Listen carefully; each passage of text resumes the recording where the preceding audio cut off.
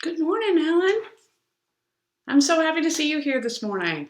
I am going to go ahead and get started. To be completely honest with you, I don't really know where the stream will end up going today. I've had a lot of ideas in my head, what I wanted to talk about. On Monday, we normally do a question from the classroom. I have several, and that's what I was just looking through. But some of the questions that have been coming up, I think are relevant to talk about as well. And they're not necessarily specific questions about, how does retirement work? What is this all about? What is that all about? But they're questions about what is going on in the world around us right now, and how do we handle that from a financial perspective, but also from a personal perspective. So as I was thinking about that this morning, getting ready for the stream, and I also listened into a show this morning that I found very beneficial, which was talking about making plans for the future. I kind of went, do I talk about the questions that came in? Do I talk about that? What do we need to talk about in the stream this morning? And so I think it's just a combination of things.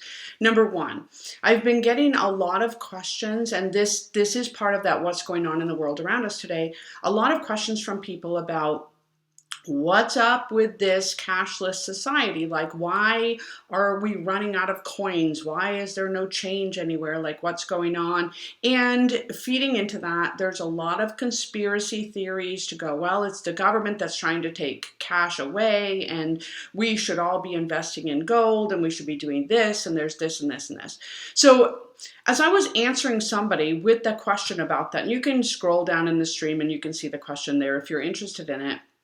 But as I was doing some research on that, a couple of things came to my mind. Number one, marketers are really, really good at what they do. So a lot of the people and the companies that are trying to make a dollar off of you are feeding into that fear to go, yeah, oh my gosh, this is happening, this is happening. Is it happening? Yes. Is it something that we need to be so scared about that we get into a place of anxiety where we're unable to move?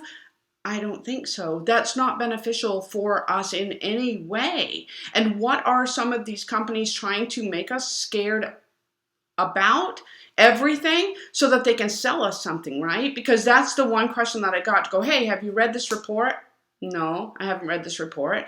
But when I do read it, it's one person who is saying, they know what's going on. Nobody else does, but they know exactly what's going on. They've got it all figured out, and they know how that they can save us. And guess what? For $49, and that happened to be the price of this one thing. It's a variety of prices, right? For $49, they'll let us in on the secret too, and then we'll know what's going on. Come on now. Come on. Right? There's no secret. There's a lot of stuff that's going on right now. Everybody is in the same situation. There is no one person who has it all figured out. And from the kindness of their heart, and for $49, they'll tell you the secret as well. So marketers are good at what they do. When I read through that article, every single thing that we talk about as far as leading people to make mistakes about their money was in there. The fear of missing out, that's a big one. This thing is only available right now, and you've got to send in the $49 today, because if you wait until tomorrow, it's going to be too late. That was in there. Feeding into people's fear was in there. Telling people that, they are going to need to do something else, whatever. It was in there. All of the stuff that we talk about routinely here and in my classes, it was in there. Line by line by line by line. Marketers are smart. And they're very good at what they do.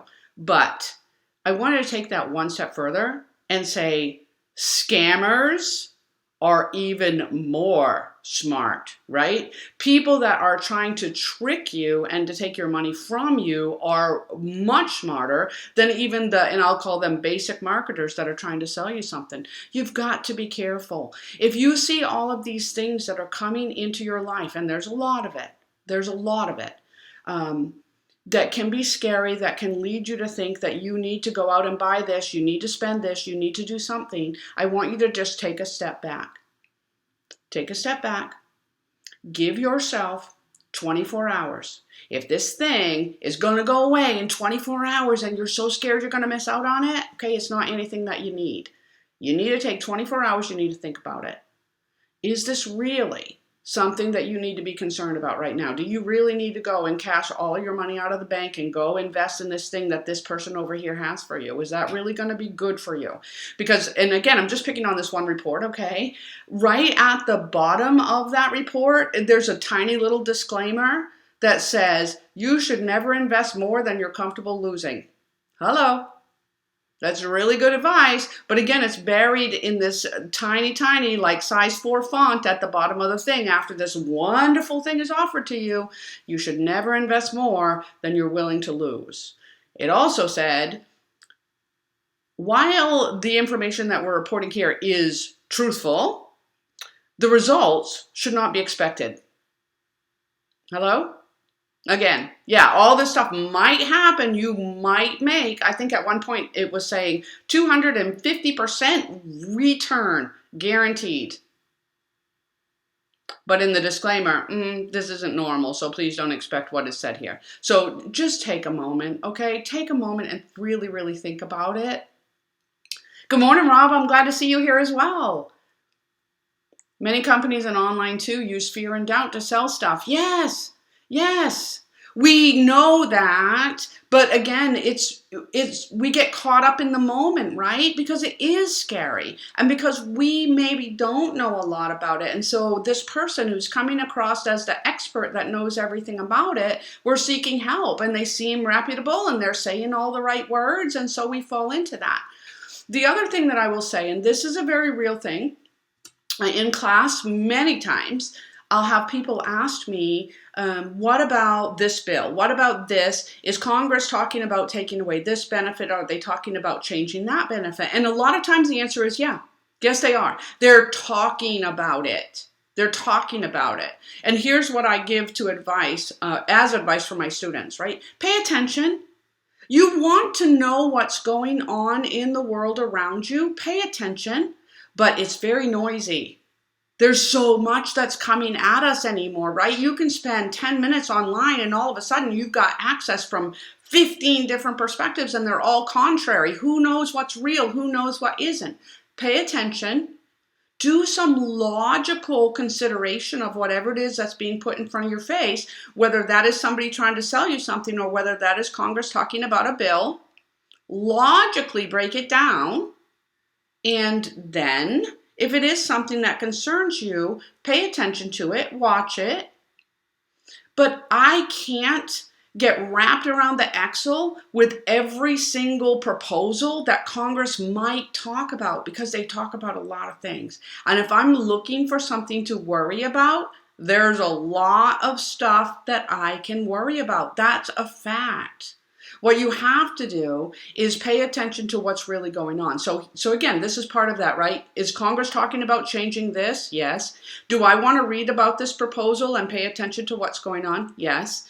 If I'm not happy about that proposal, if I'm concerned about that proposal, do I want to engage with my congressperson and say, I don't like this, I don't want you to vote for this? Yes. Do I want to educate myself as much as possible for what could happen with that? Yes. Am I going to worry about it? I'm not. Because they talk about a lot of stuff for a really long time, and it may be 5 years, 10 years, 20 years before a bill actually turns into a law, if it ever does, because many bills don't become laws. And again, then I've wasted all of this time and energy being really worried and concerned about something that never happened anyway. Education, yes, I'm paying attention. Yes, that's not at all what I'm saying. I'm not saying, you're building a wall and pretending nothing's going on, but I am saying not being overly concerned about talk. It does you no good. It doesn't change anything. And people in my classes will say, but what if Congress does pass this bill into a law, then what's going to happen? I don't know. And guess what? Neither does anybody else. Because before I can tell you how a law is going to work, we have to have a law passed and we have to read it. And those things are not short. right? The CARES Act was what, 880 pages long. They're not short, and they're also not very user-friendly. Very rarely can you pick up a law, read it, and go, okay, now I know what I'm supposed to do. No, that law has to go to the various subcomponents, I'll call them, right? The Office of Personnel Management has to look at that for our federal employees, and then they have to write regulations that are going to lead into that law. And then each component within the federal government, each agency writes its own regulations that feed into that law, and it trickles down. And by the time it gets down here, then yeah, I know what I'm supposed to do with it. But that takes a while. That takes a while. There's a lot of clarification that needs to take place as we go down through these steps to get back up here to that law.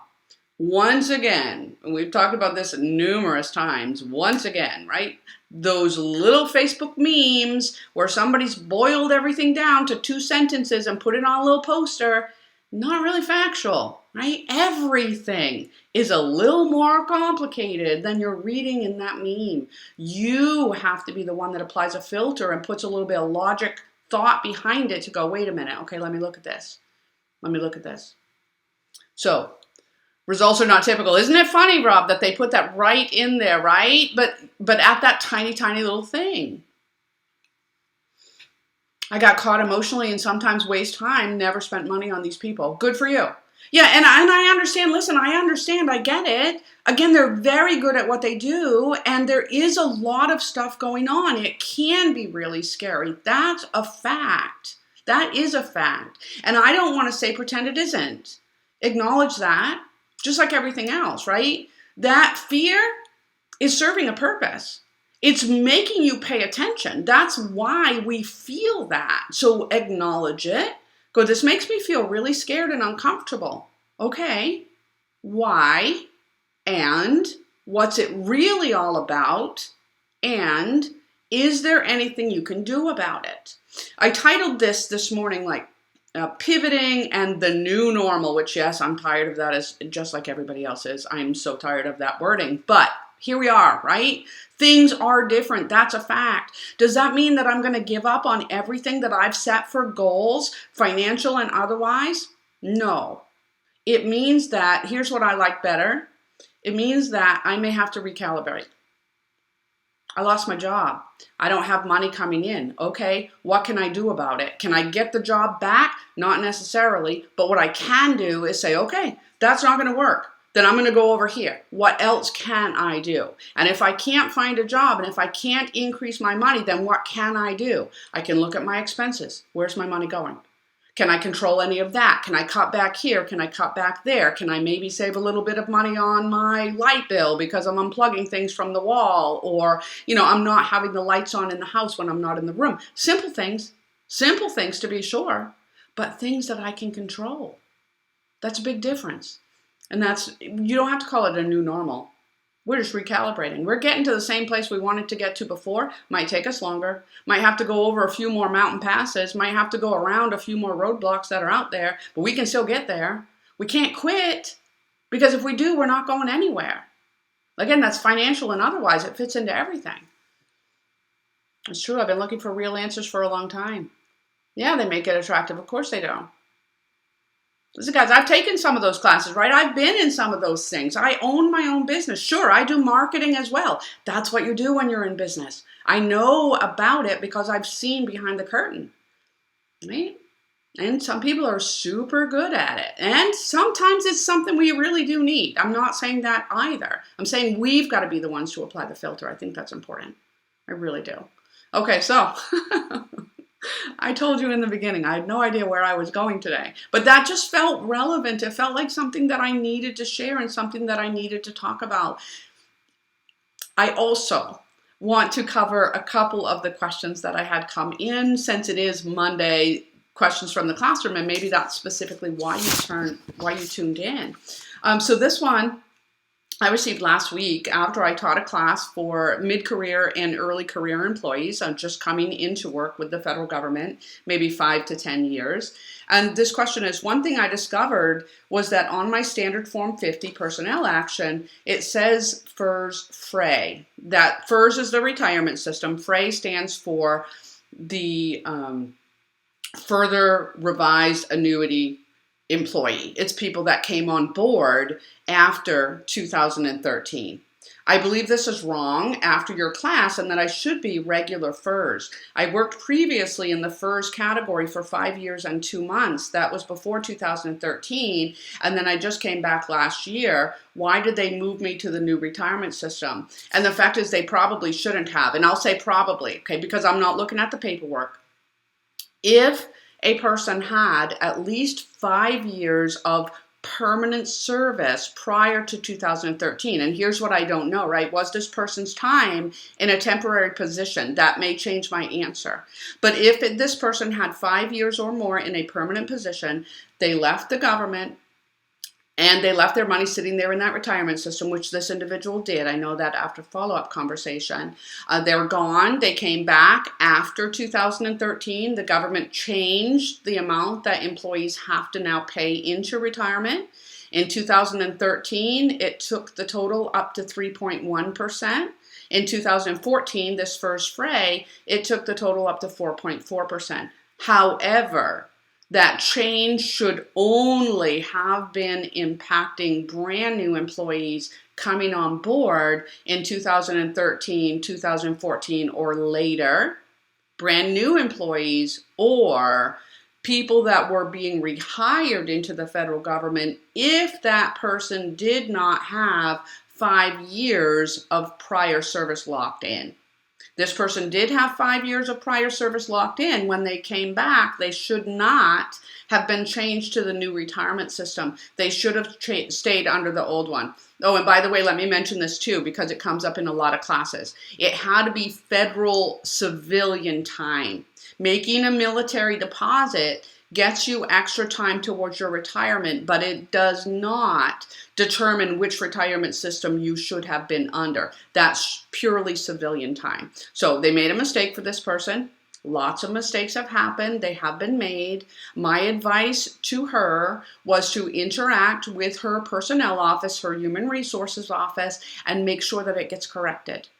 And she's going to have to go back there probably multiple times because, again, there's a process. People are working from home. Everything is messed up. But it's in her best interest to do that because really she should be paying only 0.8% every 2 weeks. And right now she's being charged 4.4%. So that's going to be financially advisable for her to do it. And so I gave her that information. And her husband wrote back with a follow-up question and said, yeah, but if she does go to HR and they do change it, and now she's paying in 0.8 instead of 4.4, does that mean that she's going to get a smaller retirement at the end of her career? And the answer is no. No. What FERS Ray and FERS Fray does for our federal employees is make them pay more. It costs them more, but they don't get anything more in retirement. The pension is going to be calculated exactly the same. So I did at least want to bring in one of my questions from the classroom. Yeah, that's awesome. That's awesome, Rob. Thank you so much. Thank you so much for stopping by, Helen. I can see that there's 3 people. It doesn't show me who's on here if you don't respond to me. Good morning. I hope that you have a great day. I hope that you have a phenomenal week. I am going to be teaching this afternoon, but just for a couple of hours. I do have a number of employees who are looking at potential furlough, being laid off from their jobs. And so I'm going to help them recalculate, recalibrate, and look at how they can make a budget work for them while they're going through this very difficult time. I'm really looking forward to it, not because they're going through this, but because I have the skills to help them, and I'm super excited about that. I will also be teaching this week. Tuesday, I have 2 retirement classes. Wednesday, I have 2 mid-career classes, and Thursday, I'm doing a financial literacy and a TSP class. So again, super excited about that, but I hope that you have a phenomenal week. I hope you have some great things to look forward to. I will hop back on here probably Friday. I think I'm going to skip Wednesday, and I'll tell you that right now because I will be teaching. But I'll be back here on Friday. We're doing Financial Friday Tidbit. Let me know if you have any questions. Hey, Debbie. Thank you for being here. Thank you. I love what I do, and I hope that that comes across in all of my classes in my stream. I hope that it's helpful. Really, it is my passion to try to help people, and that's the reason that I'm here. So thank you, Debbie, and I hope you have a great day as well.